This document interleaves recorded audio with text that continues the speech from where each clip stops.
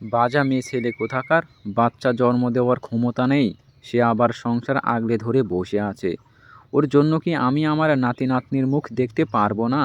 আর আমার ছেলেটাও হয়েছে তেমন। রুমির ভেতরে কি পেয়েছে কে জানে। সারাদিন দেখিস না কেমন বউয়ের আঁচল ধরে ঘুরঘুর করে বেড়ায়। অফিস থেকে ফিরেই ওই রুমের ভেতরে ঢুকবে আর বের হবে না। ভাজা মেয়ে ছেলে নিয়ে এত আদিক্ষেতা কিসের সেটাই তো বুঝি না বাপু। রহিমা, মনে আছে তোর? পাশের বাসার ভাবি 6 মাস আগে তার ছেলেকে বিয়ে দিল। শুনেছি 2 মাসের অন্তঃসত্ত্বা নাকি তার বৌমা। সকালে মিষ্টির প্যাকেট দিয়ে গেল আমার বাসায়, আর শুনে গেল আমাদের কোনো খবর আছে কি না। আর আমাদের দেখ 3 বছর হয়ে গেল, কিন্তু এখনও বাচ্চা কাচ্চার মুখ দেখলাম না।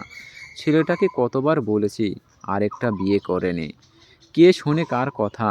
আমার হয়েছে যত জ্বালা আর পোড়া কপাল। এই কপালে নাতি নাতনির সুখ নেই। তাই বলে অতি আক্রোশের সাথে তরকারিতে বেশ খানিকটা নুনের ছিটা মেরে দিল রাহেলা বেগম। কথাগুলো শুনে একটা দীর্ঘ শ্বাস ফেলে নিঃশব্দে রান্নাঘরের দরজার চৌকাঠ থেকে চলে আসলো রুহি।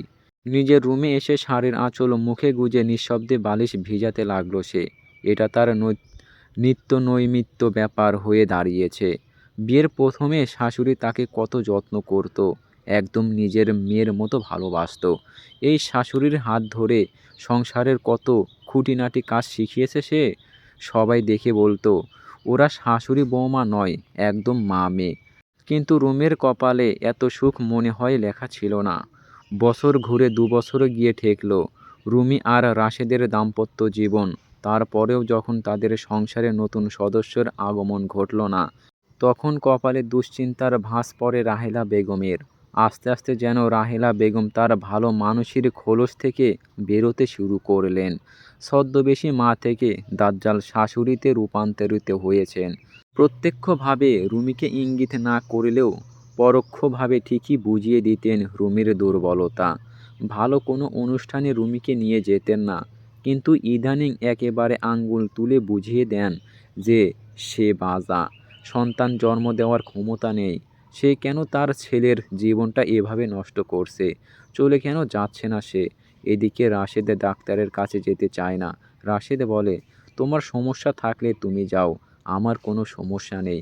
তাই আমি এইসব ডাক্তারের কাছে যেতে পারবো না বলে অন্যদিকে মুখ ঘুরে রাতে ঘুমিয়ে পড়ে। রুমি দোটানার মধ্যে পড়ে গেছে। একদিকে শাশুড়ি তাকে কথা শোনাচ্ছে, অন্যদিকে স্বামী রাশেদ ডাক্তারের কাছে যেতে চাইছে না। এসব কথা চিন্তা করতে করতেই হঠাৎ কানে আসলো শাশুড়ির কানন ঝাঁঝানো কথাবার্তা। শুনে উঠে ঘরের দরজা খুলতেই শাশুড়ি তার সামনে দাঁড়িয়ে বলল, কি মহারানী, দুপুরের ভাত ঘুম শেষ হয়েছে আপনার, নাকি এখনও বাকি আছে? যদি বাকি থাকে তাহলে গিয়ে আবারও শুয়ে পড়ো। ঘরে দুটো দাসী রেখে দিয়েছ না, তারাই সব তৈরি করে রাখবে। উঠে মহারানীর মতো পায়ের ওপর পা দিয়ে সেগুলো গান্ডে পিণ্ডে গিলবে কেমন? শাশুড়ির কথায় রুমি মাথা নিচু করে ফেলল। শাশুড়ি মনে হয় এখন আর তার চেহারার দিকে ভালো করে তাকায়ও না। তাকালে হয়তো দেখতে পেত রুমির ভেতরের কষ্টটা মুখে কিভাবে ফুটে উঠেছে।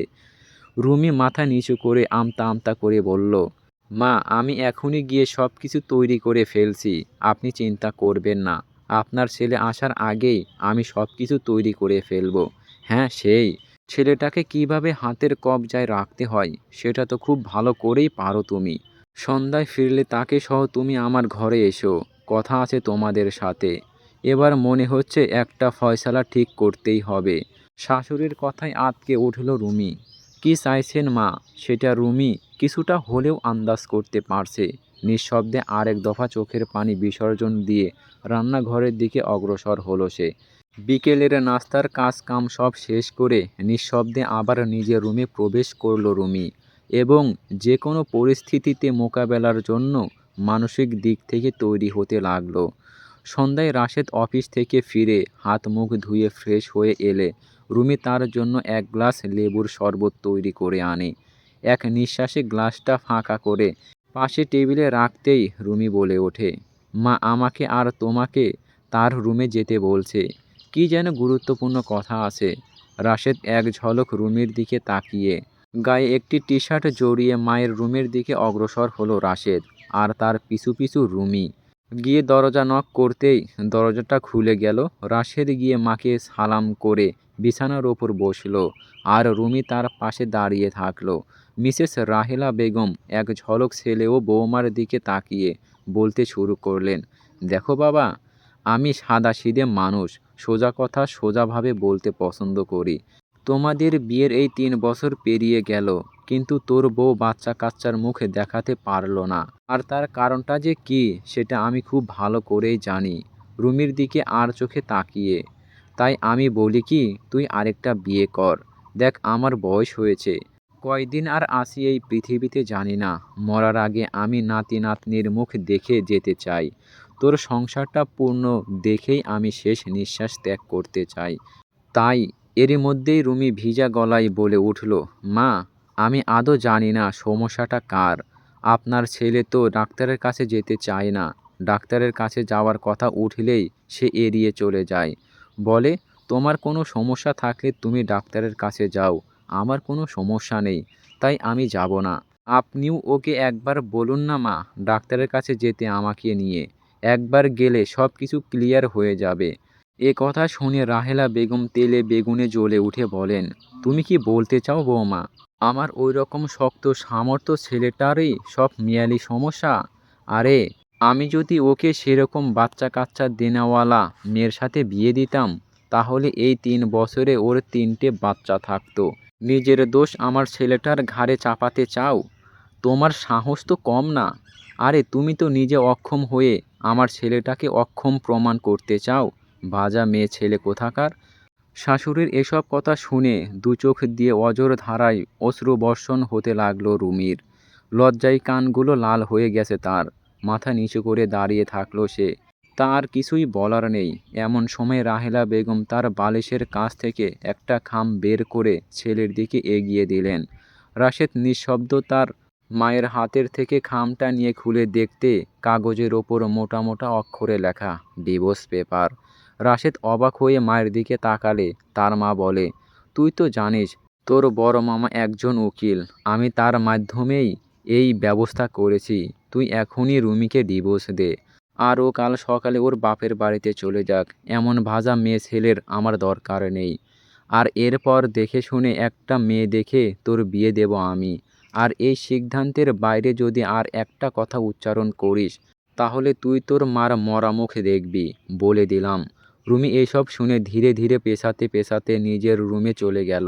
নিঃশব্দ থেকে এবার সে উচ্চ শব্দে কাঁদতে শুরু করলো। সে যে ভয়টাই পেয়েছিল সেটাই সত্যি প্রমাণিত হলো। প্রতিটা কান্নার উচ্চ শব্দে অসহায়ত্বের হাহাকার ও না পাওয়া বেদনা বেরিয়ে আসছে তার বুক চিরে। দীর্ঘ এ সময়ে দাম্পত্য জীবনের সমাপ্তি যে কতটা বেদনা তা রুমিকে দেখলে কিছুটা হলেও আন্দাজ করা যায়। ভালোবাসার বিয়ে ছিল তার। মামাতো ভাইকে রিজেক্ট করে প্রিয় মানুষটার হাত ধরে চলে এসেছিল এই বাড়িতে। এতে রুমির পরিবার সহ রায়হান, মামাতো ভাই, ও খুব কষ্ট পেয়েছিল। হয়তো সবাই ঠিকই বলে, আপনজনদের কষ্ট দিয়ে কখনো সুখী হওয়া যায় না। তাই তো তার এত ভালোবাসার মানুষটাও আজ নিঃশব্দ হয়ে বসে আছে। মায়ের এত বড় সিদ্ধান্তে বিপরীতে একটা কথাও তিনি বলেন নাই। সারা রাত এভাবে কেটে গেল। রাশেদ রুমে আসেনি। রুমি কাঁদতে কাঁদতে বারান্দার দেয়ালে মাথা ঠেকিয়ে কখন ঘুমিয়ে গেছে তার মনে নেই। সকালে ঘুম ভাঙতেই দেখতে পেল সে বারান্দার দেয়ালে হেলান দিয়ে ঘুমিয়ে আছে। তাড়াতাড়ি করে উঠে দাঁড়িয়ে ঘরে ঢুকে দেখল বাথরুমের পানি পড়ার শব্দ আসছে। ঘড়িতে তাকিয়ে দেখল 7:30 বাজে। একটু পরে রাশেদের অফিস আছে। দ্রুত রান্না করতে হবে। রুমের মাথা থেকে এক প্রকার ডিভোর্সের ব্যাপারটাই চলে গিয়েছিল। চুলগুলো হাত খোঁপা করতে করতে ঘড়ি থেকে নজর সরাতে গিয়ে এক জায়গায় নজরটা আটকে গেল তার। তা হলো ডিভোর্স পেপার। ওয়্যারড্রপের ওপর পেপার ওয়েট দিয়ে চাপা দেওয়া ডিভোর্স পেপারের স্বাক্ষরের অংশে রাশেদের সিগনেচারটা জ্বলজ্বল করছে। মুহূর্তের মধ্যে মাথা ঘুরে উঠল রুমির। না চাইতেও অশ্রুবিন্দুগুলো চোখের কার্নিশে এসে জমা হতে থাকলো। চোখের পাতা বুঝতেই পানিগুলো গাল বেয়ে গড়িয়ে পড়ল। তাহলে কি শেষ আশার প্রদীপটাও কি নিভে গেল তার? তাহলে কি শেষ আশার প্রদীপটাও নিভে গেল রুমির? দীর্ঘ 2 বছরের প্রণয় ও 3 বছরের দাম্পত্য জীবনে কি তাহলে এখানেই সমাপ্তি? আর কি তাহলে রাশেদার জীবনের কোনো অস্তিত্ব রইল না তার? এসব কথা ভাবতে ভাবতেই বারবার অশ্রুসিক্ত হয়ে পড়ছে তার দুই নয়ন। হৃৎপিণ্ডটা মনে হচ্ছে কেউ দুমড়ে মুচড়ে দিচ্ছে। শ্বাস নিতে কষ্ট হচ্ছে রুমির। পা জোড়া নিস্তেজ হয়ে গেছে রুমির। ওয়্যারড্রপের দিকে আগানোর শক্তি তার নেই। হয়তো বিচ্ছেদের বেদনা এমন প্রখর হয়। এমন সময় ওয়াশরুম থেকে বেরিয়ে আসলো রাশেদ। ঘাড় ফিরিয়ে রুমির সেদিকে তাকাতেই দুজন দুজনের দৃষ্টি আদান প্রদান ঘটল মুহূর্তেই। রাশেদ বেশিক্ষণ অপেক্ষা করল না। দৃষ্টি সরিয়ে তৎক্ষণাৎ আলমারির দিকে অগ্রসর হলো। সে হয়তো রুমির থেকে নিজেকে গুটিয়ে নিতে চাইছে। জামা কাপড়গুলো নিয়ে রুম থেকে বের হতে গেলেই রুমি হাত চেপে ধরে টেনে এনে তার সামনে দাঁড় করায় এবং বলে, কোথায় যাচ্ছ তুমি? আমার প্রশ্নের উত্তর না দিয়ে এখান থেকে এক পাও নড়বে না। আর এভাবে অপরাধীর মতো এদিক ওদিক দৃষ্টি দিচ্ছ কেন? কোনো অপরাধ করে ফেলছো নাকি? যদি না করে থাকো তাহলে আমার চোখের দিকে তাকিয়ে কথা বলো। রাশেদ ইতস্ত করে রুমির থেকে হাত সরাতে ব্যস্ত হয়ে পড়ল। আজ যেন রুমির শরীরের শক্তি দ্বিগুণ হারে বৃদ্ধি পেয়েছে। রাশেদ রুমির হাত থেকে নিজের হাত ছাড়িয়ে নিতে পারছে না। রুমি হাতটা আরও শক্তভাবে টেনে ধরে রাশেদের দিকে রক্তচক্ষু দিয়ে তাকিয়ে বলে, বললাম না চোখের দিকে তাকিয়ে কথা বলতে? বলো, বল, আমাকে কেন করলে এমন রাশেদ? রাশেদ এভাবে তেজ দেখিয়ে এক ঝটকায় রুমির থেকে নিজের হাত ছাড়িয়ে রুমির দিকে এক আঙ্গুল উঁচু করে বলে, আমি কোনো জবাবদিহি করতে বাধ্য নই। তোমার সকল প্রশ্নের উত্তর আমি ওই কাগজে মিটিয়ে দিয়েছি। আঙ্গুল দিয়ে ডিভোর্স পেপার দেখিয়ে ওইখানে সাইন করো আর চলে যাও এই বাড়ি থেকে। অফিস থেকে ফিরে এসে আমি আর তোমার মুখ দেখতে চাই না। এসব তুমি বলছো রাশেদ? তুমি আমাদের এতদিনের সম্পর্কটা একটা কাগজের টুকরো দিয়ে এভাবে শেষ করে দিতে পারো না। আমি আর কোথায় যাব রাশেদ? প্লিজ রাশেদ, আমার কথাটা একবার শোনো। চলো আমরা দুজন ডাক্তার কাছে যাই। আপা বলছে এরকম সমস্যা নাকি অনেক থাকে, ডাক্তার দেখানো ভালো হয়ে যায়। আমি তোমার পায়ে ধরছি রাশেদ, প্লিজ একবার চলো। রুমিকে ধাক্কা মেরে সরিয়ে দিয়ে রুমির সামনে এসে এক হাঁটু মুড়ে বসে রুমির গাল শক্ত করে চেপে ধরে বলল, ও, এগুলো তাহলে তোর বড় বোনের বুদ্ধি। এইবার বুঝছি কেন আমাকে ডাক্তারের কাছে নিয়ে যাওয়ার জন্য এত উঠে পড়ে লেগেছিস তুই। দুই বোন মিলে শলা পরামর্শ করে আমাকে ডাক্তারের কাছে নিয়ে গিয়ে নিজের অক্ষমতার তকমাটা আমার ঘাড়ে চাপাতে চাস তুই? বাজে মেয়ে ছেলে কোথাকার। আম্মা ঠিকই বলছে, তোর মতো মেয়েকে যদি বিয়ে না করে অন্য কোনো ভালো ঘরের মেয়েকে বিয়ে করতাম তাহলে এতদিন 3টা বাচ্চার দরকার নেই, একটা অন্তত থাকতো আমার ঘরে। আর তোর নাকি বাপের বাড়ির কারো সঙ্গে কোনো সম্পর্ক নেই। তাহলে বড় বোনের এত পরামর্শ আসে কোথা থেকে? যা, বের হ আমার বাড়ি থেকে।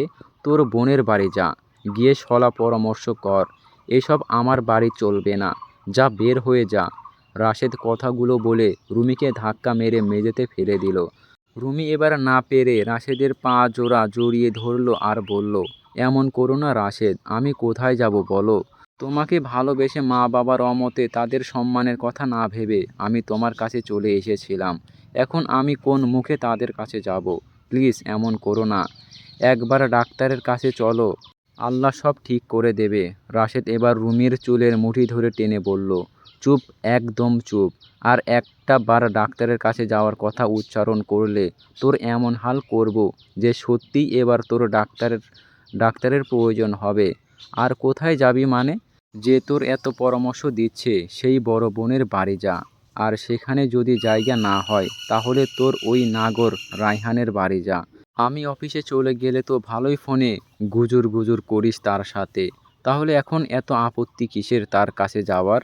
রাশেদ, তুমি এগুলো কি বলছো? আমি কখন কার সাথে ফোনে কথা বলছি? আমি আমার ছোট ভাইয়ের সাথে একটু কথা বলতাম, আম্মা আব্বার খোঁজ নিতাম, তাছাড়া আর কিছুই না।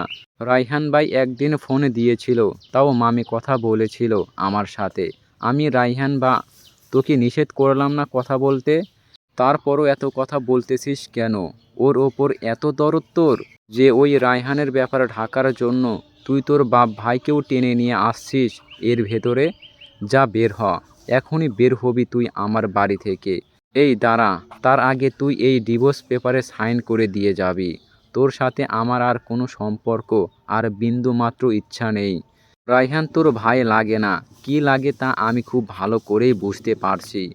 কর, এখানে সিগনেচার কর। সিগনেচার করে এই বাড়ি ছেড়ে তোর সব জিনিসপত্র নিয়ে বেরিয়ে যাবি। আমি অফিস থেকে ফিরে এসে তোর মুখটাও আর দেখতে চাই না। কথাগুলো বলে উঠে দাঁড়িয়ে গটগট করে রুম থেকে বেরিয়ে গেল রাশেদ। আর রুমি এলোমেলো চুল ও বিধ্বস্ত চেহারা নিয়ে খাটের সাথে হেলান দিয়ে বসে আছে। তার পাশেই মেঝেতে ডিভোর্স পেপার আর তার ওপর কলম রাখা। শাড়ির আঁচল মুখে চেপে ধরে সমান তালে ফুঁপিয়ে চলছে সে। কিছুক্ষণ পরে রাশেদ আবার রুমে এসে তার অফিসের ব্যাগ আর মোবাইল নিয়ে রুমির দিকে এক পলক তাকিয়ে সোজা বেরিয়ে গেল বাসা থেকে। রাশেদ চলে যেতেই শাশুড়ি রাহেলা বেগম ছেলের রুমে প্রবেশ করলেন। এসেই রুমিকে তাগাদা দিতে শুরু করলেন আর বললেন, কি হলো, এখনো বসে আছো কেন? আমার ছেলে কি বলে গেল তোমার কানে যায়নি? ওইখানে দ্রুত সই করো আর তোমার জিনিসপত্র নিয়ে বাড়ি থেকে বেরিয়ে যাও। কি হলো, ঘাড় তেরার মতো কথা না শুনে বসে আছো কেন? ওঠো। এই মেয়ে, ওঠো বলছি। যাও গিয়ে নিজের জিনিসপত্র গোছাও। শাশুড়ির ধমকে রুমি ধীরে ধীরে মেঝে থেকে উঠে দাঁড়ালো।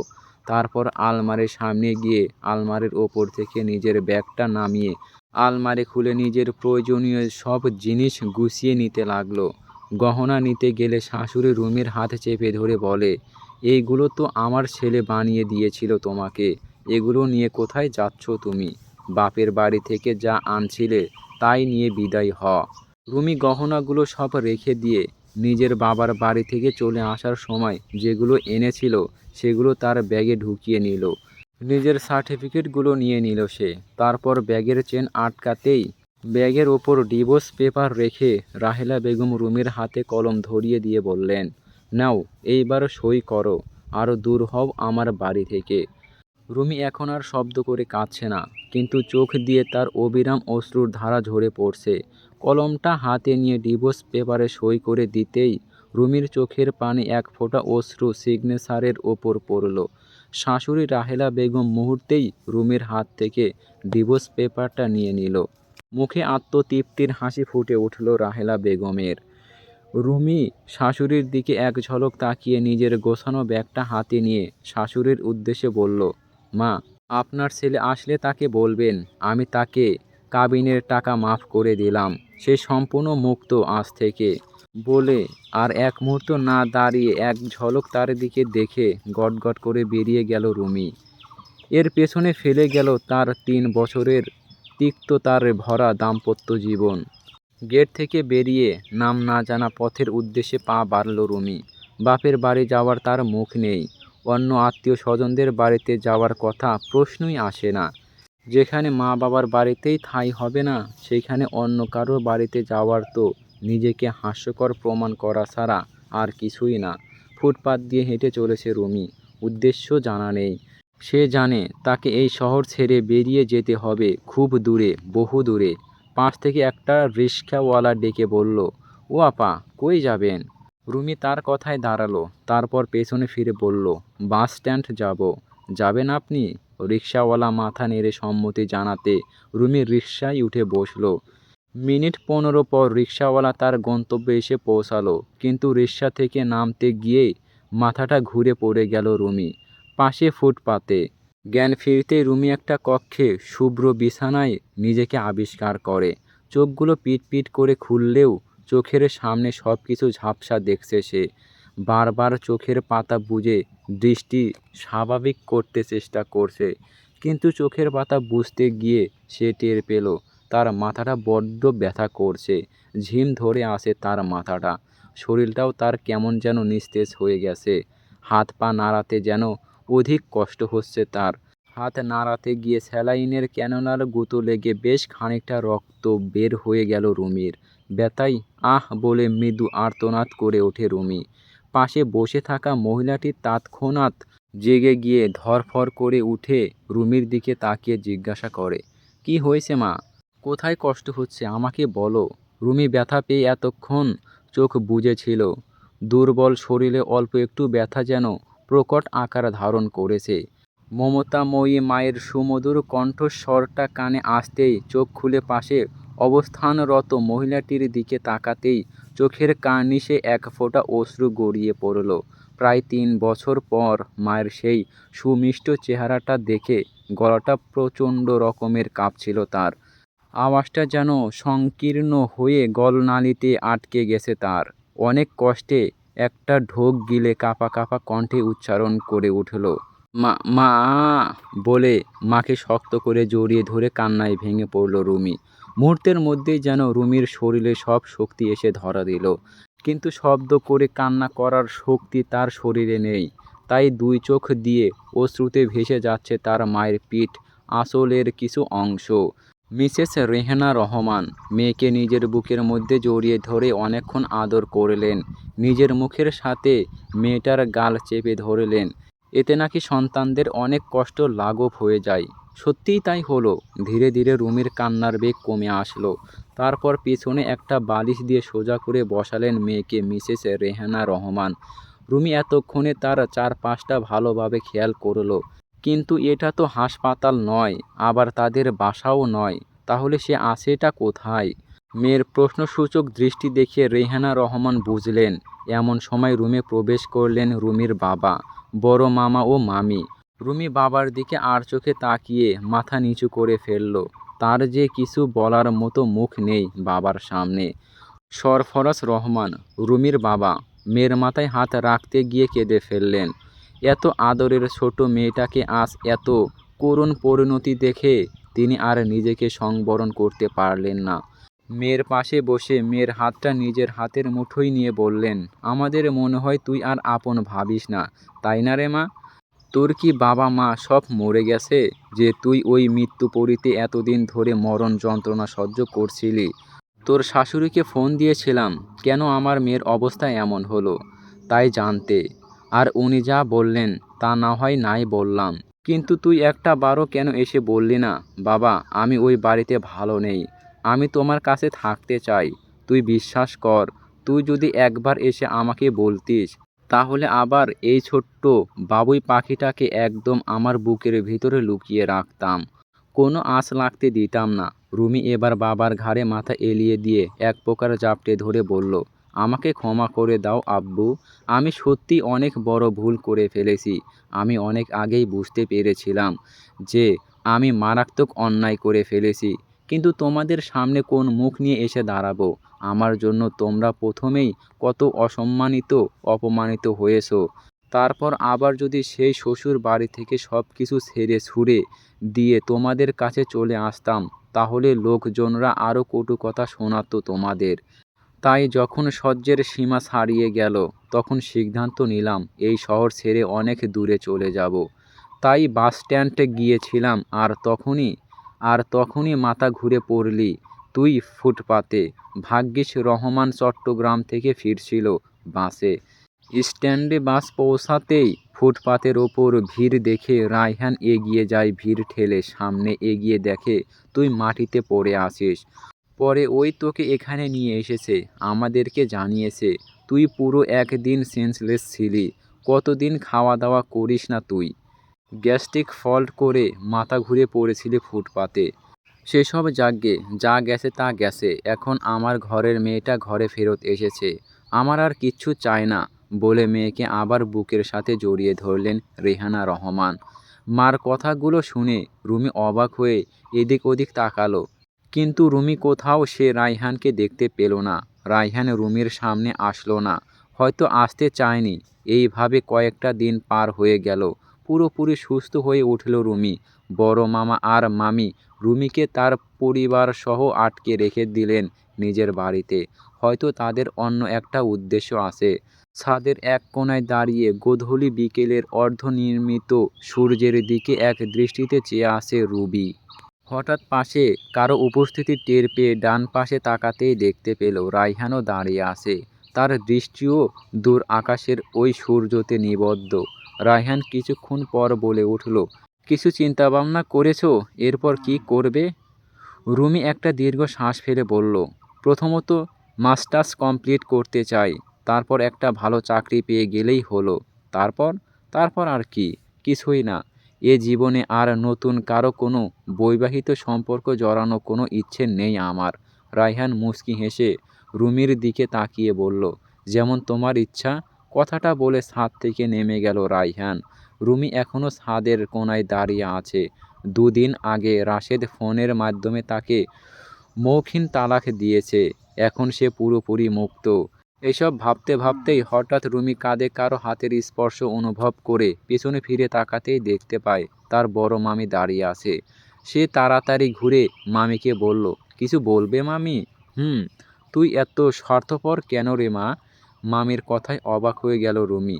মামির হাতের ওপর হাত রেখে বলল, তোমার এমন মনে হওয়ার কারণ? তুই শুধু আজীবন নিজের কথাটাই ভেবে গেলি। এখনও তাই ভাবছিস? নিজের ইচ্ছা হয়েছে বলে আর বিয়ে করবি না বলে তাই সিদ্ধান্ত নিয়েছিস। কিন্তু এতে যে আমার ছেলেটাই বরাবরের মতোই কষ্ট পাচ্ছে। প্রকাশ না করলেও আমি তো মা, আমি বুঝি ওর কষ্টটা। আমার ছেলেটা যে তোকে ভালোবাসে রে মা, এই কথাটা কেন তুই বুঝতে চাস না? কি বলছো মামি তুমি এগুলো? তুমি ছেলের মা হয়ে একটি তালাকপ্রাপ্ত মেয়েকে কিভাবে নির্বাচন করো তোমার ছেলের জন্য? রায়হান ভাই আমার থেকেও অনেক গুণ ভালো মেয়ে ডিজার্ভ করে। কিন্তু আমার ছেলেটা যে তার সুখ আনন্দ ভালো থাকার মন্ত্র তোর ভেতরে খুঁজে পায় রে মা। তুই বল, ওর বয়সটা কি কম হয়েছে? ওর বয়সে ওর বাবা ছেলের মুখ দেখে ফেলেছিল। আমার ছেলেটা এখনও বিয়েও করলো না, আর সিদ্ধান্ত নিয়েছে সে করবেও না। দেখ, আমি আপা আর দুলাভাইয়ের সাথে কথা বলেছি, তাদেরও কোনো আপত্তি নেই। তুই শুধু একবার হ্যাঁ বলে দে। অসম্ভব মামি। তুমি হয়তো জানো আমি কখনো মা হতে পারবো না, তোমার ছেলেকে কখনো সন্তানের সুখ দিতে পারবো না।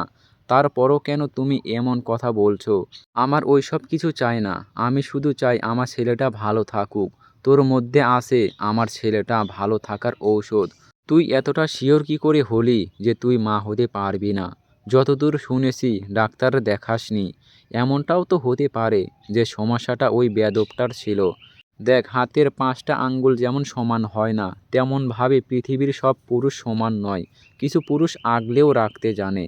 আগেরবার নিজের ওপর বিশ্বাস করে ঠকেছিলি, এবার না হয় আমাদের ওপর ভরসা করে দেখ। আশা করি আর ঠকবি না। আমার ছেলেটাকে একবার সুযোগ দে মা। অশ্রুসিক্ত নয়নে মামির দিকে তাকিয়ে আছে রুবি। আর ভাবছে, এও কি সম্ভব? দেখতে দেখতে 1 বছর হয়ে গেল। রাহেলা বেগম এই 1 বছর ধরে অনেক মেয়ে দেখেছেন, কিন্তু মনের মতো মেয়ে মিলছে না। অবশেষে নিজের দূর সম্পর্কের এক চাচাতো বোনের মেয়েটিকে ঠিক করলেন একমাত্র পুত্রবধূ হিসাবে। নতুন উদ্যমে শুরু করলেন ছেলের বিয়ের তোড়জোড়। দেখে মনে হচ্ছে তার ছেলে এই প্রথমবার বিয়ে করতে চলেছে। ইতিমধ্যে কাঠ বিলি শুরু হয়ে গেছে। নিকট আত্মীয় স্বজন যারা ছিল সবাইকে আমন্ত্রণ জানানো হয়েছে বিয়েতে। রাশেদকে পাঠানো হয়েছে বিয়ের শপিং করতে। শপিং করা শেষে রাশেদ বাইরে বেরিয়ে গাড়িতে উঠতে নিলেই পেছনের দিক থেকে একজন ডেকে উঠল। রাশেদ ঘাড় ঘুরিয়ে পেছনে তাকাতেই কলেজ লাইফের সেই অতি পরিচিত ঘনিষ্ঠ বন্ধুকে দেখতে পেয়ে সাহায্যের আলিঙ্গন করতে তার সাথে। তারপর আড্ডা দেওয়ার জন্য রাশেদকে সঙ্গে নিয়ে নিজের চেম্বার এসে বসল রাফিদ। বন্ধুরা, তোমরা একটু কষ্ট করে পড়ে নিও প্লিজ।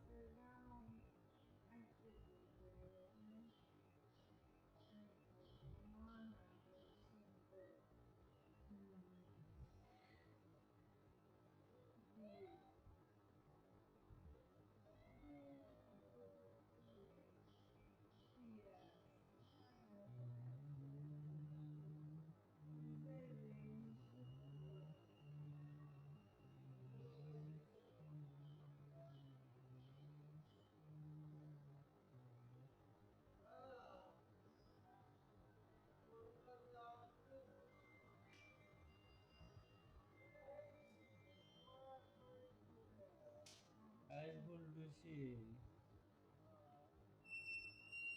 পুলিশে নীল তারা নিয়ে এসছে না।